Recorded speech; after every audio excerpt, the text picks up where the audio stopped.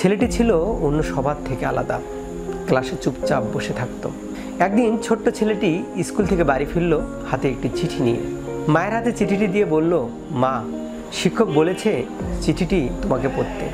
মা চিঠিটি খুলে পড়তে লাগলেন আর চোখে জল চলে এলো।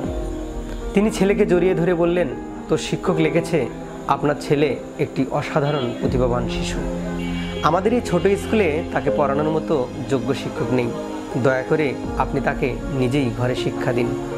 সেই ছেলেটি ছিল টমাস আলভা এডিসন। এরপর মা টমাসকে নিজেই পড়াতে শুরু করলেন।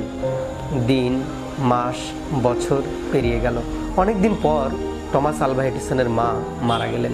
একদিন এডিসন পুরনো জিনিস ঘাঁটতে গিয়ে সেই চিঠিটি খুঁজে পেলেন আর চিঠিটি পড়তে গিয়ে তিনি কাঁদতে লাগলেন। চিঠিতে আসলে লেখা ছিল, আপনার ছেলে একেবারে বুদ্ধিহীন, আমাদের স্কুলে সে আর পড়তে পারবে না। এডিসনের চোখে জল এসে গেল। তিনি আস্তে করে বললেন, একজন মহান মা একজন বুদ্ধিহীন শিশুকে যুগের সেরা প্রতিভাবানে পরিণত করেছিলেন। সে কখনো নিয়মে বাধা পড়েনি। ক্লাসের গণ্ডি পেরিয়ে সে শেখা শুরু করলো জীবন থেকে। কখনো ট্রেনে কাগজ বিক্রি করতে করতে, আর কখনো একা এক ল্যাব বানিয়ে। একদিন ট্রেনের এক কোণে নিজে নিজে একটি রাসায়নিক পরীক্ষা করতে গিয়ে আগুন ধরে যায়। তাকে তাড়িয়ে দেওয়া হয়, তবু সে থামে না, কারণ সে জানতো যে আগুনে আজ পড়ো, সেই আগুনই একদিন তোমার আলো হয়ে উঠবে। এডিসন চেষ্টা করলেন বৈদ্যুতিক বাতি বানাতে। একবার নয়, দুবার নয়, 1000 বার চেষ্টা করলেন।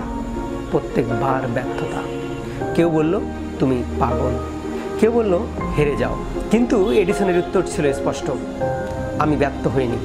আমি 1000টা উপায় জেনেছি যেগুলো দিয়ে এটি বানানো যায় না।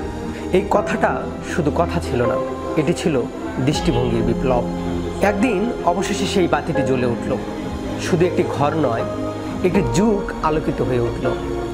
আজ আমরা যা ব্যবহার করি, বাল্ব, ফোনোগ্রাফ, সিনেমার ক্যামেরা, ব্যাটারি, সব কিছুতে লেখা আছে তার নাম। তিনি রেখে গেছেন 1093টি পেটেন্ট।